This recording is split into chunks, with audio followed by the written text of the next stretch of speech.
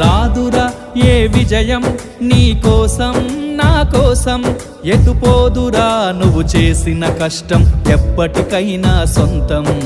కాలంతో పయనించే వాడికి కానిది ఏముంది, సాధనతోనే సాధ్యమవ్వునని సదాశయంతో సాగర ముందుకు. రాదురా ఏ విజయం నీ కోసం నా కోసం, ఎటుపోదురా నువ్వు చేసిన కష్టం ఎప్పటికైనా సొంతం.